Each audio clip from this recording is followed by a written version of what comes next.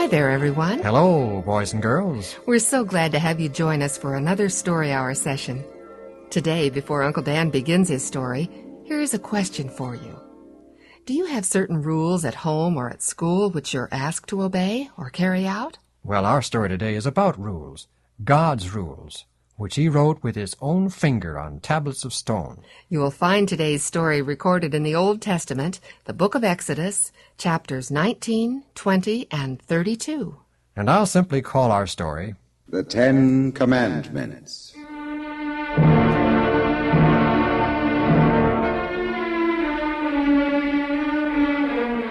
The children of Israel, fleeing Egypt, followed the leadings of the pillar of cloud by day and the fiery pillar of cloud by night. Across barren plains, over steep ascents, and through rocky passes they traveled. Through a deep, gravelly pass, they now approach Mount Sinai.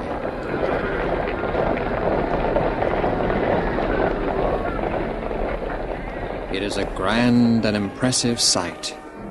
Between the rocky cliffs, rising hundreds of feet on either side, flows a living tide.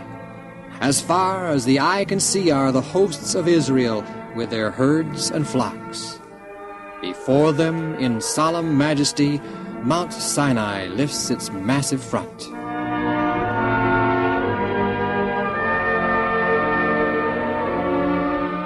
The pillar of cloud now rests on the summit of Mount Sinai, and the people spread their tents on the massive plain below. This is the most impressive, the most awesome sight I've ever seen. With all the majesty and grandeur of these mountains and the rugged, enduring heights, one cannot help but feel his helplessness and his ignorance and weakness. Present here is he who made the mountains, and he who by his might all things have their being.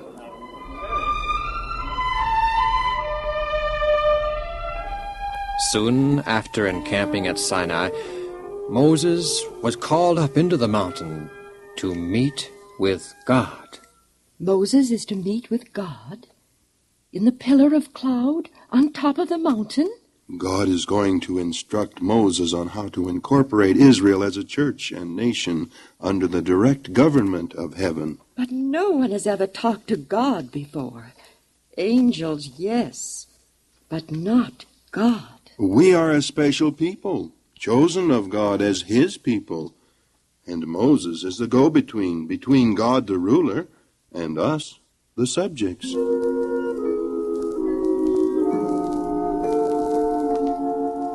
Alone, Moses climbed the steep and rugged path to the top of Sinai and drew near to the cloud that marked the place of Jehovah's presence.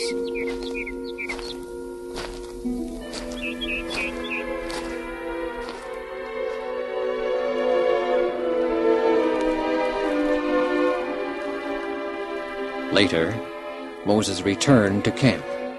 Joshua, I wish to confer with the elders of Israel. Summon them immediately.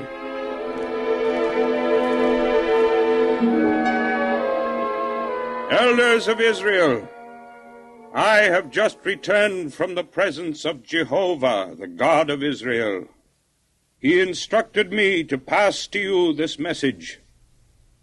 Ye have seen what I did unto the Egyptians, and how I bare you on eagle's wings, and brought you unto myself.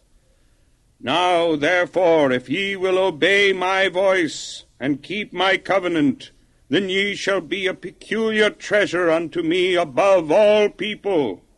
For all the earth is mine, and ye shall be unto me a kingdom of priests, and a holy nation. You are elders of Israel. You represent the people. What say you to this message? All that the Lord has spoken, we will do. You accept God as your ruler, your king? We do. Then God will keep his promise and make of us a great nation and a special people. Only we must always obey him and keep our covenant with him.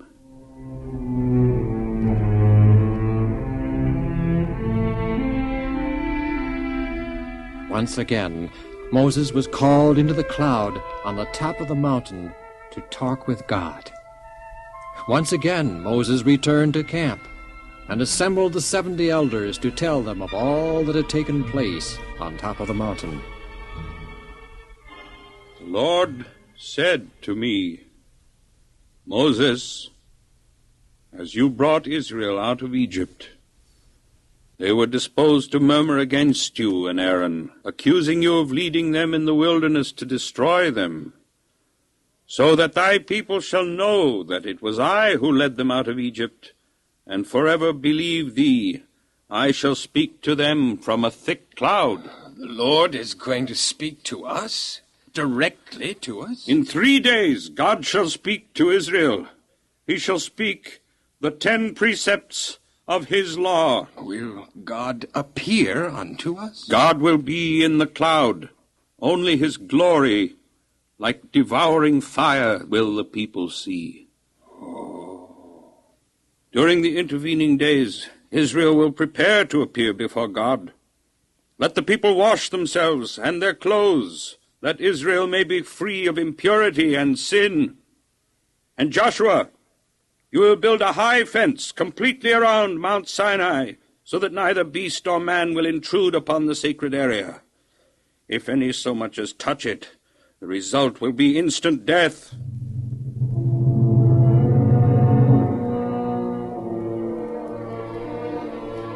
On the morning of the 3rd day, as the eyes of all the people were turned toward the mountain, its summit was suddenly covered with a thick cloud, which grew more black and dense, sweeping downward until the entire mountain was wrapped in darkness and awful mystery.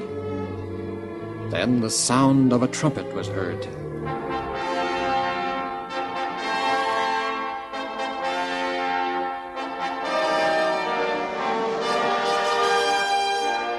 My dear people, that is the signal to meet with God.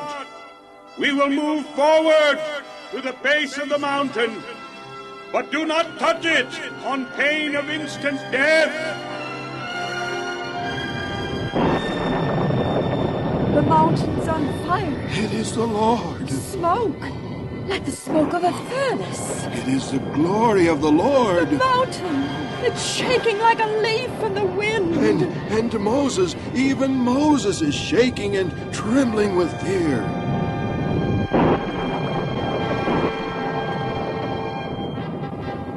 The voice of God was in the thunder and trumpet, saying, I am the Lord thy God, which have brought thee out of the land of Egypt, out of the house of bondage. The thunder and trumpet ceased for a short time. Then once again God spoke in the thunder. He spoke his 10 commandments, 10 brief, comprehensive, and authoritative commandments, covering the duty of man to God and his fellow men, all 10 based on the great principle of love. Moses then repeated each commandment. Thou shalt have no other gods before me. Thou shalt not make unto thee any graven image, nor any likeness of anything that is in heaven above, or that is in the earth beneath, or that is in the water under the earth.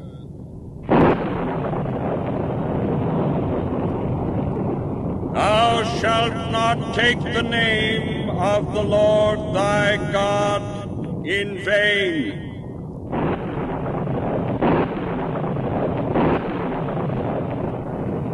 Remember the Sabbath day to keep it holy.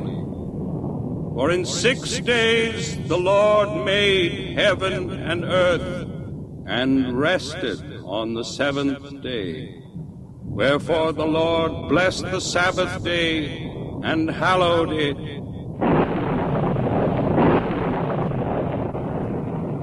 Honor thy father and thy mother, that thy days may be long upon the land which the Lord thy God giveth thee. Thou shalt not kill. Thou shalt not commit adultery. Thou shalt not steal. Thou shalt not bear false witness against thy neighbor. Thou shalt not covet thy neighbor's house. Thou shalt not covet thy neighbor's wife, nor his manservant, nor his maidservant, nor his ox, nor anything that is thy neighbor's.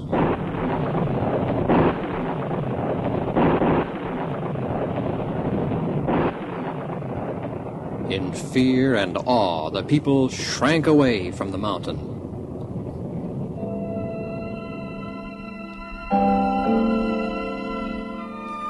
Moses again drew near unto the thick darkness where God was. There he received instructions as to the establishment of a nation with Jehovah as king. Each tribe will erect an altar and a pillar beside it as a testimony to the acceptance of the covenant. Then I shall read the book of the covenant, and each individual shall choose for himself if he will or will not keep the covenant.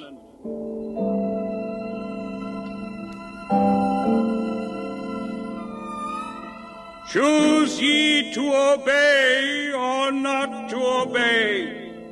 All that the Lord has said will we do, and be obedient.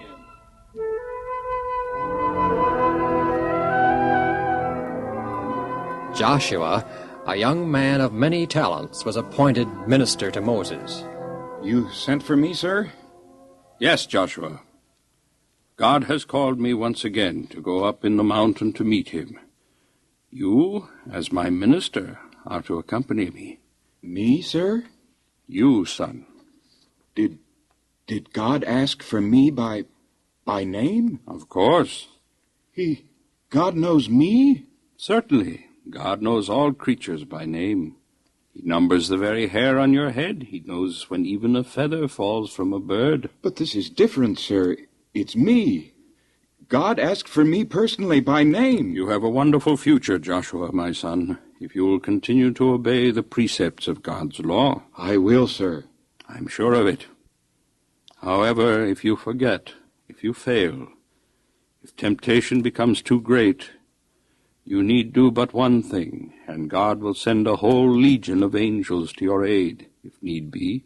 Ask him? That's right. Just ask him. But you do have to ask him. You have to be sincere about it, and you will receive the help you need, and more. With that kind of help, I just can't fail. And you're no more privileged than anyone.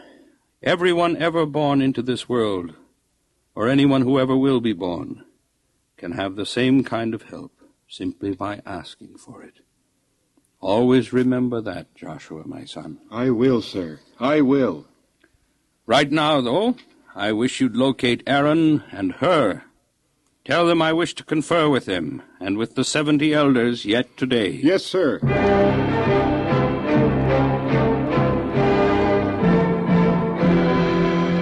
As all of you know, God has already called me up into the mountain several times. He has now called me once again. This time God said unto me, Come up into the mount, and be there when I call thee, thee and thy minister Joshua, and I will give thee tables of stone with the commandments that I have already spoken unto thee. How long will you be gone, Moses? That's what I want to talk about, why I have called this meeting. I'll probably be gone some little time, and you 70 elders will continue to function as you have in the past. Beyond that, Aaron will act in my place. Hur will assist him. Is that clear? It is, sir. Yes, we understand.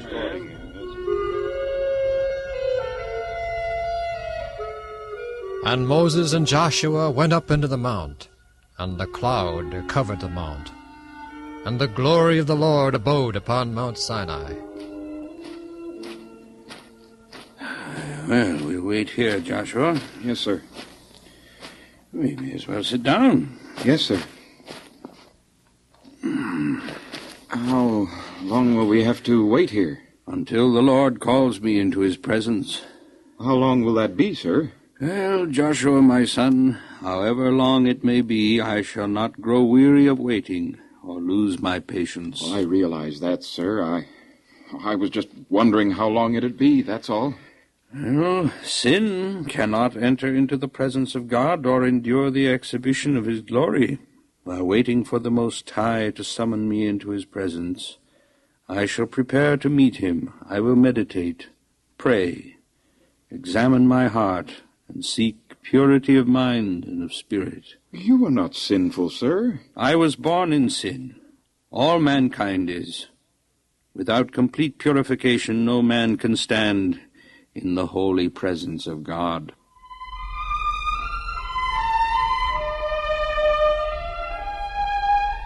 We've been here 2 days, sir, and still God hasn't called you into his presence. God knows best, Joshua, my son. It's been 4 days, sir, and still God hasn't called you. No, we mustn't get impatient.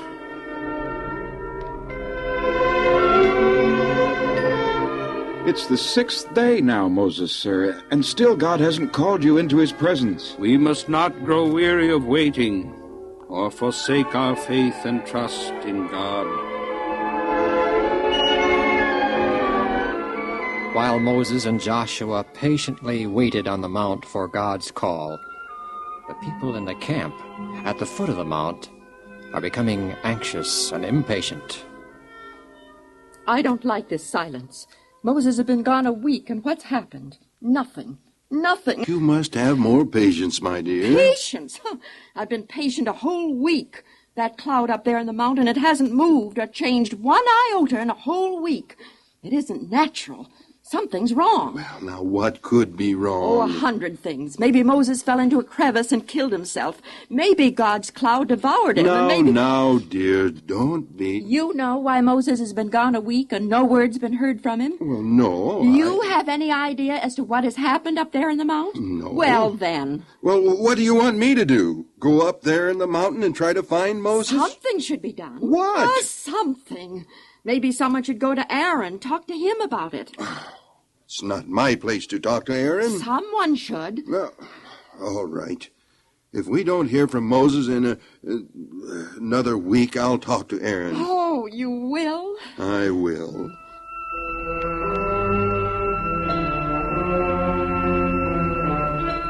The very next day, something did happen up in the mountain, which was witnessed by all Israel at the foot of the mount.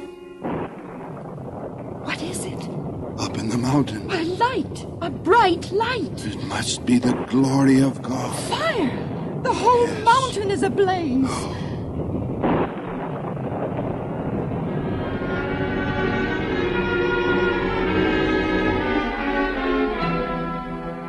More days passed, and still nothing was heard from Moses and Joshua.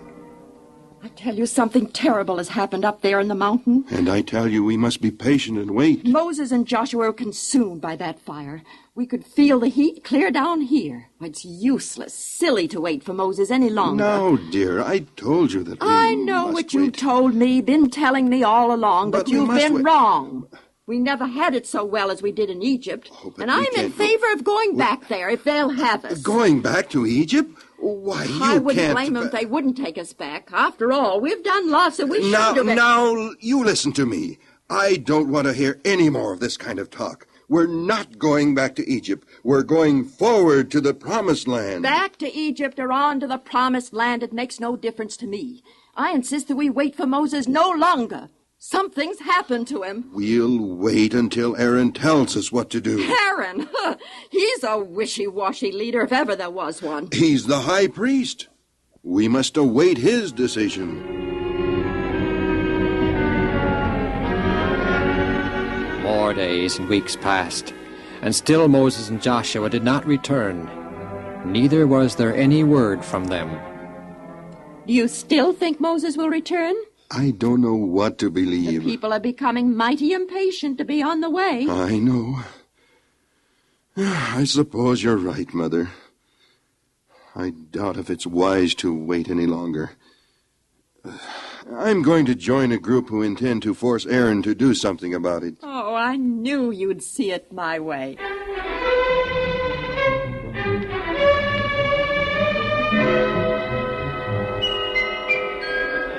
Aaron!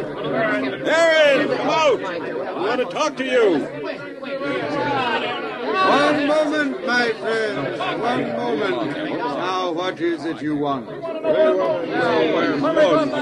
Just a minute. Just a minute. Do you have a spokesman who can give me intelligent answers? I am the spokesman for the people, sir. What is it they want? They are dissatisfied with the long absence of Moses. I can't help that. Well,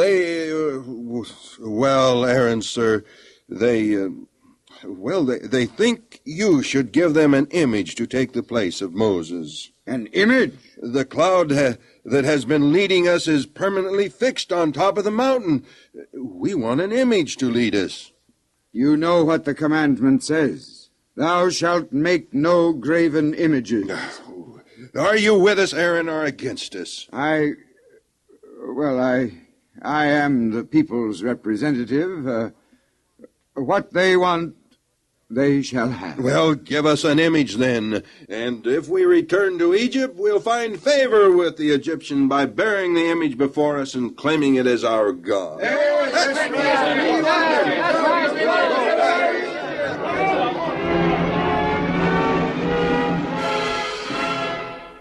The tumult increased. A blind, unreasoning frenzy seemed to take possession of the multitude.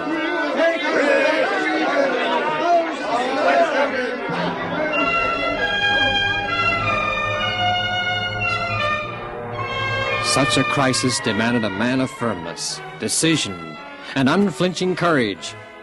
Aaron was not such a man. He feared for his own safety.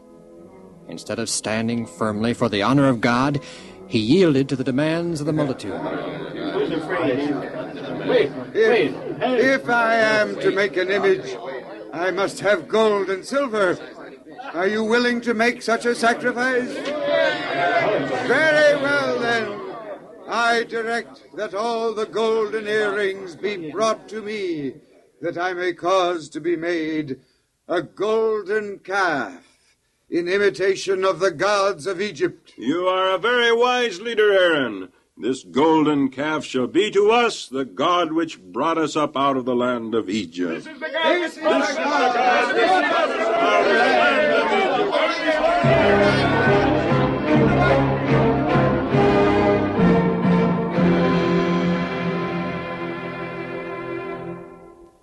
And they arose up early in the morning, and offered burnt offerings, and brought peace offerings to the golden calf. And the people ate and drank, and gave themselves up to gluttony and drunken reveling.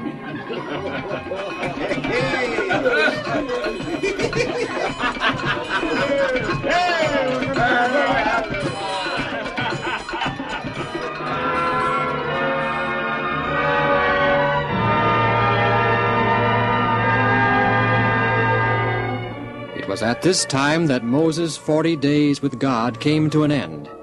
He and Joshua started down the mountain, Moses carrying the tables of stone upon which God had written with his own finger the 10 Commandment law.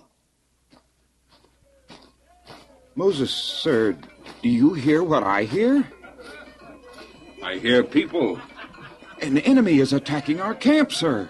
No, my son. It is not the voice of them that cry for being overcome, but rather the sound of reveling and singing.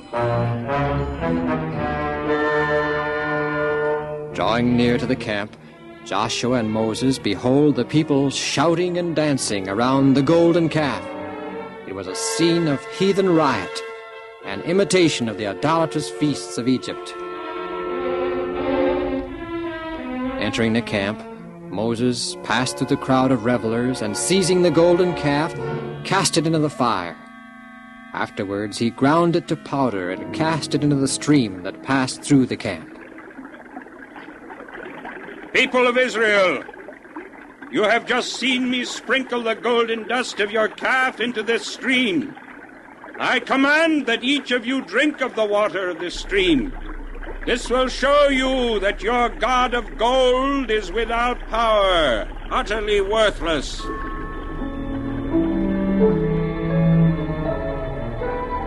When brought before Moses, Aaron tried to make him believe that the golden calf had been the result of a miracle, that he, Aaron, had merely cast the gold into the fire, and there had emerged the calf. But his excuses and prevarications were of no avail. He was justly punished as the chief offender, and all the people of that vast multitude who refused to repent and confess their sins, about 3,000 men, were also properly punished. Even though the people's apostasy came only a few weeks after God had personally spoken to them the commandment, "Thou shalt not make unto me any graven images," he forgave them and continued to be with and bless the children of Israel on their long march to the promised land.